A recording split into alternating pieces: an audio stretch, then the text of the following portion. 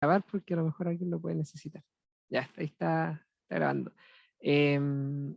A ver, respecto al tema de la metadata, para que quede en el video, la documentación eventualmente se podría considerar, pero la gracia que tiene trabajar con la metadata es que tú en algún lugar estás dejando toda la información para que alguien pueda acceder y tener claridad de lo que se está construyendo. La documentación podría servir, pero no te facilita mucho la consulta porque tienes que estar leyendo el documento. Ese sería como el pero que le daría a considerar un Word, por ejemplo, como metadata. La metadata va más allá de escribir cosas en prosa, sino que es tener claridad de diferentes conceptos que están detrás de lo que estás construyendo. Si, por ejemplo, a ver, tú tienes tus indicadores, tú creaste indicadores, esos indicadores tienen un nombre, tienen una descripción, tienen un método de cálculo y tienen columnas asociadas, o sea, con las cuales se hace el cálculo del indicador. Todo eso tú podrías dejarlo descrito en un documento para explicarlo bien, pero a la vez tú podrías dejar en un sistema administrado todo esto y dejar una tabla, por ejemplo, que se llama indicadores, y en esa tabla tienes esas 4 columnas, y a medida que vayan surgiendo nuevos indicadores, los vas dejando ahí. La gracia es que sea fácil de administrar y no tener que, por ejemplo, estar actualizando un documento, sino que todo quede en sistemas de administración, que eventualmente, por ejemplo, en las bases de datos, cuando tú vas configurando las tablas, tú eventualmente podrías dejar descripciones y definiciones sobre ellas y después el mismo sistema en otras tablas que no son propias de tu modelo, sino que son tablas propias del motor de base de datos, queda todo esto guardado y el administrador de la base va a poder tener acceso a toda esta información. ¿Ya? Por eso, la gracia en sí de la metadata es que tú todo esto lo tengas estandarizado para poder ingresar información que complementa tu proyecto, y eso no necesariamente tiene que ser la entrega de un documento. Ya son cosas distintas. Ya, profe. Ahora entiendo mejor. Gracias. Ya. Bueno, ¿Cuáles serían formatos comunes o recomendados para una metadata de base de datos? yo partiría primero como con el comentario mismo que te deja el motor de base de datos. Como que, por lo general, yo creo que todos los motores hoy te permiten como agregarle un comentario. Deja ver si es que puedo compartir pantalla para mostrar algo, por ejemplo, en el Databricks. Deja abrir el... un segundito. Si quieres, por mientras que se me abre el programa, no sé si quieres decir algo. Bueno, como dice Felipe, uno es la propia metadata que tiene la base. Ya todos los motores de base de datos en algún lado te permiten hacer descripción y eso uno lo puede consultar. Y de hecho, muchas marcas de bases de datos te crean el diccionario de datos con toda esta información que tú le entregas. El diccionario de datos es un documento a veces autogenerado, otras veces creado por uno mismo, donde te describen las tablas, sus relaciones, sus columnas, sus tipos de datos de cada columna y descripciones, cosa de que uno tenga claridad de cómo funciona el modelo. ¿Ya? Ahora, eso desde el punto de vista de la base de datos, que es algo que puede agregarse por defecto, como les va a mostrar Felipe después. Pero por otro lado, está la metadata asociada a los procesos que ustedes diseñaron. Ustedes en este curso han aprendido a desarrollar las ETL y esas ETL también tienen metadata, partiendo por lo básico. El nombre de cada uno de los procesos, cada proceso o tarea, bueno, el proceso tiene tareas. Esa tarea, por ejemplo, puede ser una tarea de extracción. Ustedes podrían decir cuál es la base de datos de la cual se está haciendo la extracción, cuál es la tabla a la cual se le está haciendo la extracción, cuáles son las columnas que están seleccionando, y si quieren en prosa podrían escribir una descripción de lo que hace dicha tarea.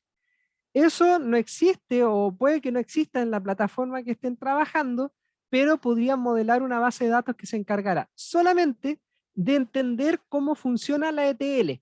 Y otra vez lo mismo, uno podría hacerlo a través de documentos, pero en general, uno, para poder tener un mayor control y para poder cruzarlo con otro tipo de metadata, lo mejor es tener una tabla que se encargue de guardar todos estos datos. Porque después, cuando ustedes dejen esto programado para algún tipo de ejecución periódica, lo que ustedes podrían hacer es decir, por ejemplo, que en la ejecución 1540, la tarea 1 se ejecutó a las 3 de la mañana y terminó a las 3:10 de la mañana, y eso movió una cierta cantidad de filas. Entonces ahí tú dices, bueno, ¿cuál es el proceso en cuestión? Porque ahí está guardado el ID. ¿Y por qué hay guardado un ID de proceso? Porque en algún otro lado, en la metadata, tienes descritos todos los procesos que se pueden llegar a ejecutar. Entonces ahí tú puedes identificar cuál fue, y ahí vas a saber cuál es la tabla que fue a buscar. Si cargó tantos datos, tú sabes cuáles son las columnas que contienen todas las filas que te trajiste, etc. Si es que se llegase a caer, puedes tener otra tabla que tiene solamente los errores, y tú vas a identificar cuál es la tarea que se cayó, a qué hora se ejecutó, a qué hora paró. Si puedes extraer el mensaje de error, eventualmente podrías guardar cuál es el mensaje de error asociado a la falla. Si es que puedes guardar la fila en la cual se cayó esto, puedes recoger esa fila y guardarla como dato también, cosa que después, al gestionar, tú tengas totalmente organizado todo lo que ocurrió. Es como si tuvieras un datamart del datamart que te describa procesos exitosos, procesos fallidos, las razones, etcétera. Y lo dejas todo en una base de datos. Y esa es metadata que está fuera de la base de datos como tal, pero es importante desde el punto de vista de los procesos que estás ejecutando. Y después de eso hay una tercera que está asociado a el modelo multidimensional, que era lo que estábamos conversando. Si creas indicadores, si tienes dimensiones, si hay jerarquías, si tienes atributos, todo eso lo puedes guardar en una tabla, y después, si alguien lo quiere consultar, entra a este administrador que se supone tiene como objetivo estandarizar esa información, puede acceder, visitarla y entender cómo está construido todo esto. Como digo, más allá de depender de la documentación. La gracia de esto es que sea un lugar donde tú introduzcas temas de buenas prácticas y de formato de cómo guardar toda la información relacionada al proyecto, porque al hacer un archivo de documento, estás a la merced de la forma en que el usuario termina escribiendo ese documento. Ya hay gente que hace muy buena documentación y hay gente que hace documentación para cumplir. Entonces, desde ese punto de vista hay un espectro muy amplio en el cual no tienes garantía de tener claridad de lo que se trata el proyecto. En cambio, llevándote un estándar de un modelo de datos asociado a la administración de un datamart, ya te aseguras de que ciertos campos van a estar sí o sí, porque eso te lo exige el modelo. ¿Ya? Me salió un poco larga la explicación, pero no sé si con eso se entiende o se resuelve la duda. Veo un dedito para arriba, así que... ¿Puedes dejarme compartir, Héctor? Perdón, sí. Ah, Espérate, ¿dónde configuro eso? Acá. Ya, dale. ya, entonces, claro, o sea, ¿cuál es la documentación como mínima que uno podría esperar quizás? Es la que uno mismo pone acá. Entonces, en el DataGrip, aquí uno puede ver que la misma base de datos me está dejando poner un comentario sobre la tabla para poder decir, esta tabla es sobre algo. Y también cada una de las columnas pueden ser documentadas. Algo así. Yo no sé si lo puedo ir haciendo como con todas las columnas, etc. Yo creo que esta es como la primera forma, y bueno, siempre se pueden hacer cosas más robustas, más bacanes, como decía Héctor, como que puedes terminar teniendo una tabla que te describa todo esto de mejor manera, un diccionario o algo así, pero yo creo que esta es como la opción mínima que uno podría esperar, y que yo creo que hoy en día prácticamente cualquier proveedor de base de datos debiese darte esta opción. Eso. Claro. De hecho, ahí, mira, antes que cierres la ventana, hay un par de cosas choras que se pueden ver. ¿puedes volver a la vista anterior? Que ahí había algo... Esa. ¿Está? Sí, fíjense ahí que hay algunas cosas que a lo mejor ustedes no saben de qué se trata, pero es importante que la documentación a veces lo tenga. Por ejemplo, esa cajita que hay para hacer check donde dice not null, es porque eventualmente hay datos que yo realmente necesito que tengan algún valor. Entonces, si yo lo cliqueo, yo fuerzo que exista dato y si no hay dato, no va a permitir la inserción, va a generar un error. Ya lo mismo, si por ejemplo tienen una ID, pueden seleccionar que es autoincremental o no ese ID, si es que es necesario o no, que tenga valores únicos también, que eso el autoincremental a veces por defecto lo toma, otras veces no lo toma por defecto, pero si es llave primaria, necesariamente el valor debe ser único, y ahí también puedes marcar si el valor es llave primaria. Y lo otro que está mostrando ahí Felipe es el valor por defecto, que a veces si es que tú no ingresas datos, tú puedes decir que la base de datos entienda que si alguien no ingresó algo, ahí puede tener un valor por defecto, ya que eso también puede servir para ciertos modelamientos. Eso No. es algo que se puede configurar y que uno, siendo usuario, no tiene por qué saber que funciona así, pero el diccionario de datos y la metadata te puede ayudar a entender todo esto y saber cómo está construida la base de datos por si tú después necesitas hacer algo más. Entonces es información útil que a simple vista no se ve, pero que está disponible ahí en caso de que ustedes necesiten tener más información sobre los campos. Claro. Por ejemplo, yo creo que documentar por qué un campo puede ser nulo o no nulo, creo que es algo súper útil. Porque a priori para alguien que llega y ve una tabla que nunca ha visto, como que saber esa información puede ser útil. ¿No? ¿Por qué quien la diseñó tomó esa decisión? Suena súper simple, pero es algo que para un tercero que luego llega a ver esto, le puede ahorrar hartos problemas. Como que al final todo esto de la metadata y la documentación que se puede llegar a hacer son buenas prácticas pensando en que uno no va a estar como solo en este proyecto, sino que después va a llegar alguien a revisarlo por X razón, y la idea es como ser buena onda con esta persona.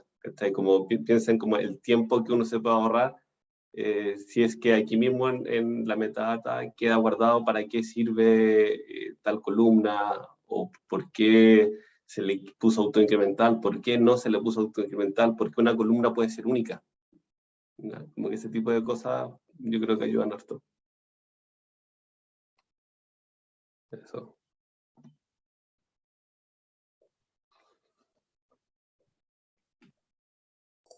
¿Qué es una columna única?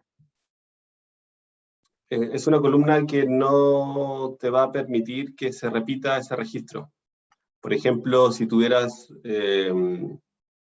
una tabla de usuarios, tu tabla de usuario probablemente tiene su propia ID de usuario, pero cada usuario podría también tener un root. Entonces tú podrías ponerle una restricción a la base para que la columna root sea única. De esa manera no te va a permitir la base de datos hacer una inserción repitiendo el root.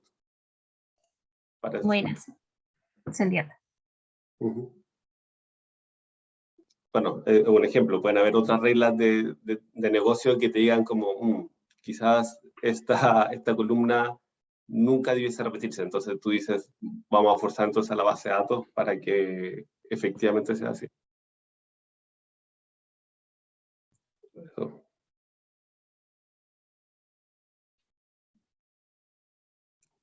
No sé si hay más preguntas.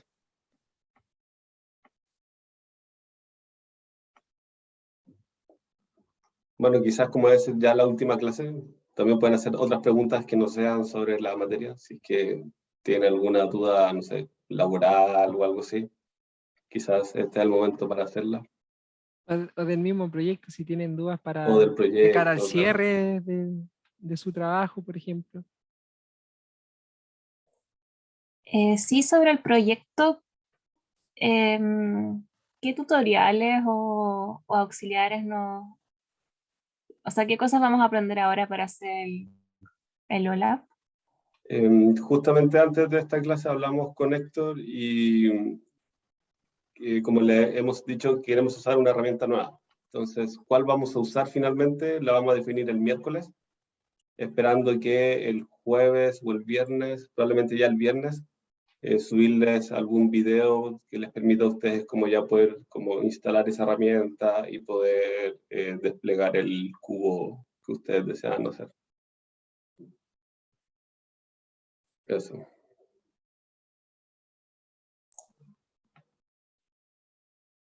Yo tengo una duda del UTEST de ahora.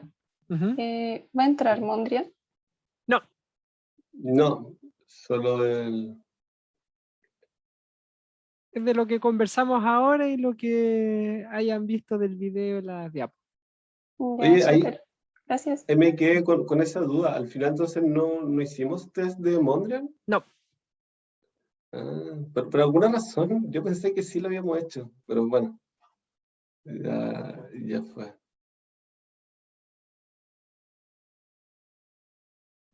Quizás lo subí en el borrador de otro curso. A ver, no, aquí no. no sé, o sea, ese mismo día dijimos que lo íbamos a tirar después Y y no lo tiramos. no lo tiramos. Y tú cuando subiste no había uno como prehecho. No, de No hecho había el último que estaba era el 3, que fue el tres. el... Sí. Oye, yo juraba que lo había, porque tenía las preguntas listas, ¿cachai? Entonces fue Ah, como, ya, bueno, pero las pasamos para el cosas que control. pasan. Claro. No sé, esas preguntas no se perderán. Claro. Serán reutilizadas después. Eh, ¿Sí? Oye, bueno, si es que a alguien se le ocurre una pregunta, voy a adelantar un poco lo que tiene que ver con la entrega final. Ustedes se supone que ya a esta altura deberían tener un modelo estrella poblado. Ese era el esperable de la última entrega, que ustedes corrieran una ETL y esa ETL resultara en su modelo estrella poblado. ¿Qué es lo que les queda ahora? Poder construir el modelo multidimensional, armar el cubo a través de un OLAP. Eso es como en lo grande. ¿Qué significa eso? Que en la aplicación que les entreguemos van a tener que definir, primero, ¿dónde está la base de datos poblada? Ese es el paso 0. Definir, bueno, instalar la aplicación. Ya, paso 1, perdón. Definir dónde está el modelo estrella poblado.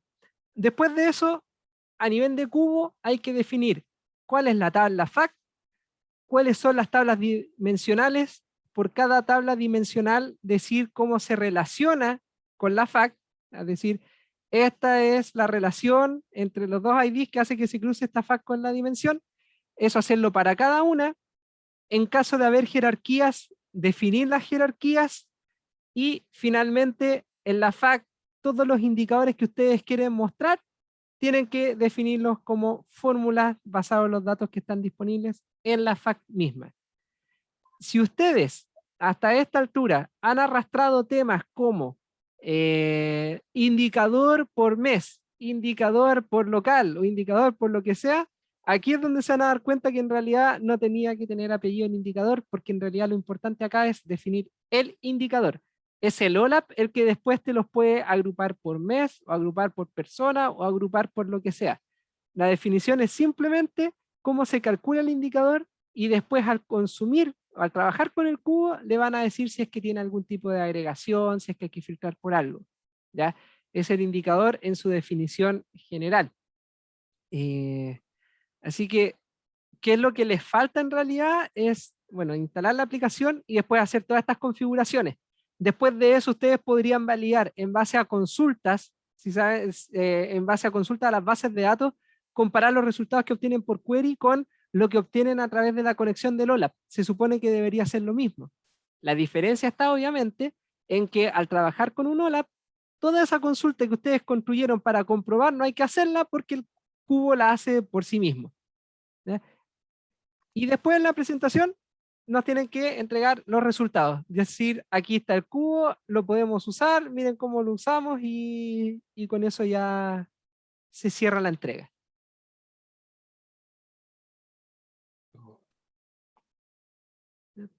No sé si ahí en el proceso se me olvida algo. Felipe, me no, parece que eso más que nada. Así que ahí, como digo, todavía tienen tiempo, independiente de dónde se vaya a configurar esto, tienen tiempo para revisar sus indicadores, para revisar su modelo de datos en base a lo que les comenté, para ver si es que tiene la capacidad de cubrir los indicadores que ustedes mismos definieron. ¿Ya? Como les dije, algunos dentro de la presentación, algunos de sus indicadores estaban más relacionados a ser objetivos de negocio que ser el indicador propiamente tal, porque no había forma de calcularlo. ¿Ya? Y aquí se van a dar cuenta cuando tengan que hacer la fórmula de los indicadores que en realidad esos no eran indicadores, pero sus respuestas o sus preguntas se verán respondidas por los indicadores que van a tener que definir acá.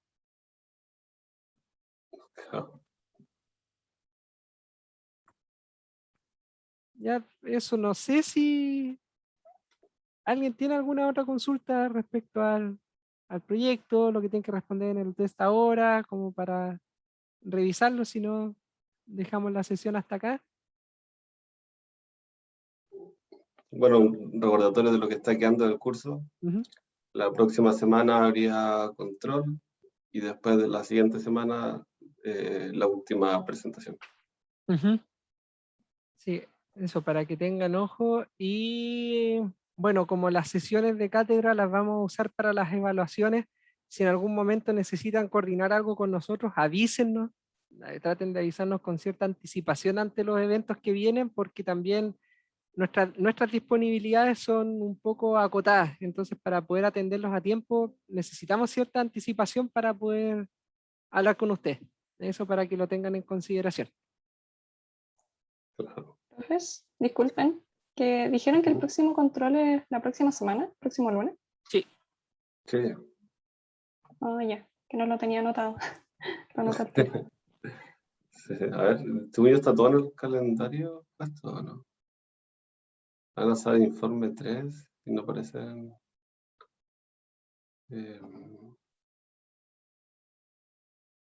Según yo sí, no sé, Héctor, si tú lo tienes a mano como para corroborarlo.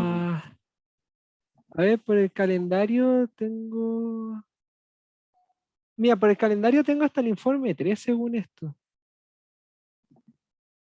A ver. A ver, voy a buscar mi otro PC porque ahí tengo el calendario.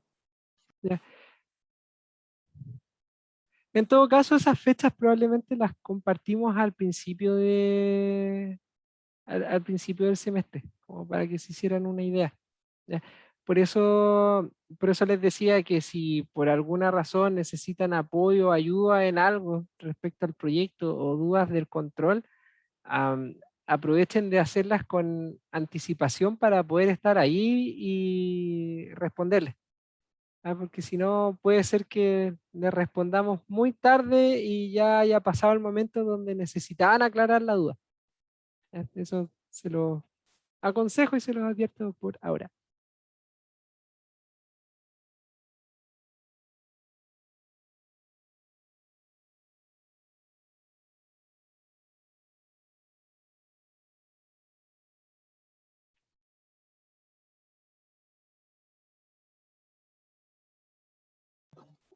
Ya, sí, aquí tengo anotado el 22 de noviembre, esa es la otra semana. Ujú. Claro, Sí. el 22 de noviembre, control 3 y el 29 de noviembre la presentación 4. Ujú. Sí. Bueno, la modalidad va a ser igual que el de como han sido los otros, una parte oral de las dos clases que pasamos, una parte de desarrollo. Para la parte de desarrollo les puedo adelantar que tienen que hacer una parte de un ETL, pero pueden hacerlo a mano. La idea es como que demuestren que entienden el concepto que hay por detrás de lo que es el lookup, el llenado de las dimensiones, el llenado de las factores. Y la tercera pregunta, que es sobre la lectura que les acabo de subir, ahí sí van a tener toda esa semana para responder, pero igual no la dejen para el último día de entrega porque es una lectura más compleja respecto a las del control 1 y control 2. Más que nada es un paper más formal ya, para que vean que se puede hacer también como investigación con estos temas. Eso, para que lo tengan en cuenta. Sí, eso para que vayan con calma y vayan leyendo, no sé, de a 2 páginas por día o algo así, para que vayan digiriendo la información rápido, porque, no sé, dependiendo de la altura en la que estén ustedes en la carrera, hay un momento donde los profes se nos ocurre hacerlos leer papers y al principio cuesta. Cuesta por la estructura que tienen, cuesta por la densidad de los conceptos, cuesta porque está en inglés, cuesta por todo. Así que léanlo con calma y con anticipación para que no les pase la cuenta después, porque como dice Felipe, esto no es una lectura eh, que se vaya a resolver o que puedan, o sea, en una vez así, pero es más como para que tengan la posibilidad de poder releerlo si tienen alguna duda entre medio de lo que lograron leer. ¿Ya? No es por un tema de tiempo, sino que es un tema de comprensión. ¿Ya? Claro, o sea, al menos el 1 y el 2, siento que eran lecturas que uno podía como leerlas y ya era capaz de tener más o menos todo en la mente, y después uno leyendo la pregunta decía, ah, esto estaba como en cierta parte y puede ir a buscarlo. Claro. Pero en este, que es más denso, como que tienen que hacerse probablemente un resumen, ¿ya? Como que no va a bastar como leerlo una vez y acabó, no. Como que les recomiendo como que lo estudien en serio, como que se hagan un resumen, para que después cuando vean las preguntas, como que ya tengan mucho más claro como a qué se está refiriendo la pregunta. Eso, para que lo tengan en consideración. ¿Ya? Ya, pues si no hay más Listo. preguntas, estamos. Ya, listo. Cualquier duda nos avisan. Que estén bien. Eso, que estén bien. Chao, gracias. Chao. Chao. Chao. Gracias.